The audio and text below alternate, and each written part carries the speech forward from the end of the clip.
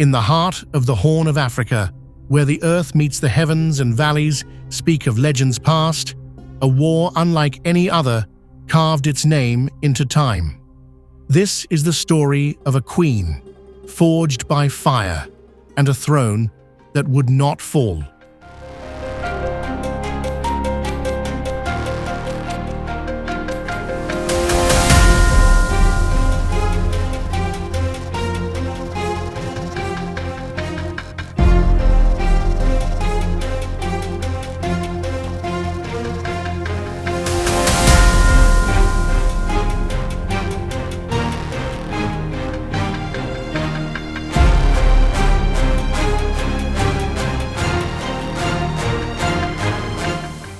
Before a single blade was drawn, her name swept across the Highlands, not as a rumor, but as a call to destiny.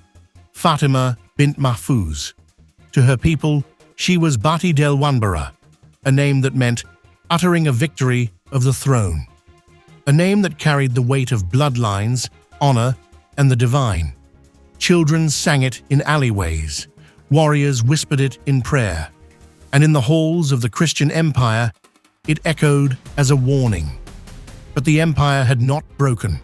Their pride rode high on the mountain winds, and from across the sea, the Portuguese came, armored, blessed, and blind to the land they entered. They brought with them gunpowder, foreign banners, and the belief that the throne would soon fall.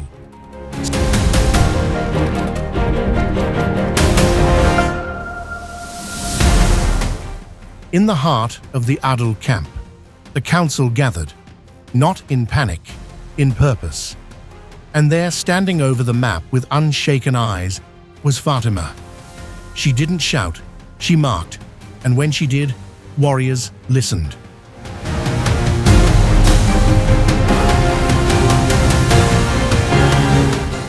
The land would fight with them, trenches dug, traps set, waters dammed, and cavalry hidden where no man dared ride.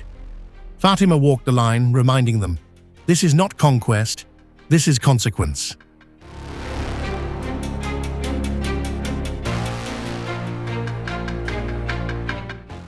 They struck not at the strongest point, but at the seams.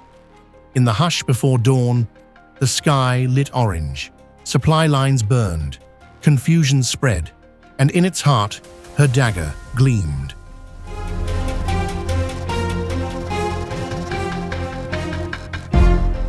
By midday, the Highlands cracked. Abyssinian cavalry, brave but blinded by terrain, were broken by the rhythm of Adal flanks.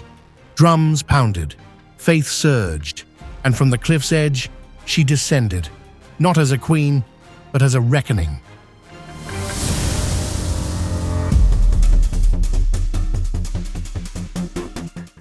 Bati Del Wanbara, the voice of Harar, lifted the crescent and sword banner high.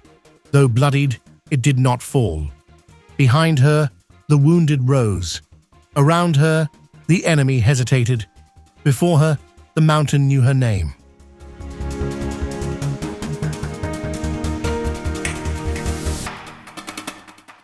Shewa trembled, not from the thunder of war, but from its silence. Fires cooled, smoke thinned, but no one forgot who stood in the flames and did not burn.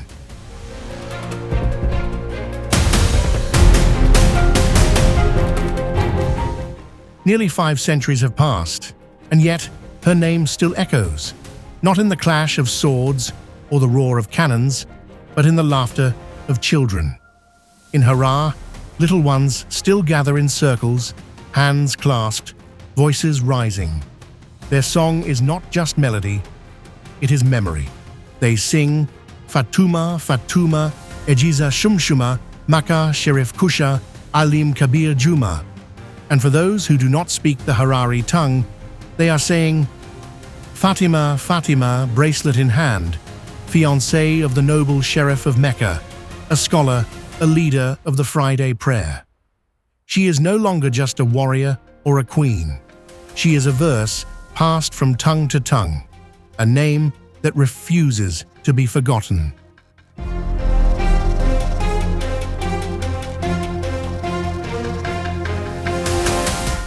Victory wasn't in conquest alone. It was in remembrance, in the dignity she carried, in the people who whispered her name, not with fear, but with love. Fatima bint Mahfuz, Bati Del Wanbara, proclaimed the victory of the throne, and the world still listens.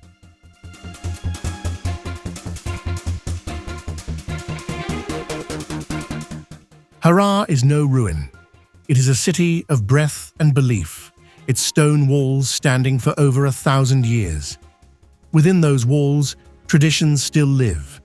Bread is baked as it was centuries ago. Manuscripts are still inked by hand. The Juma Masjid still calls the faithful, as it has for over a millennium. Harar is a UNESCO living museum, not because it remembers history, but because it is history, still alive.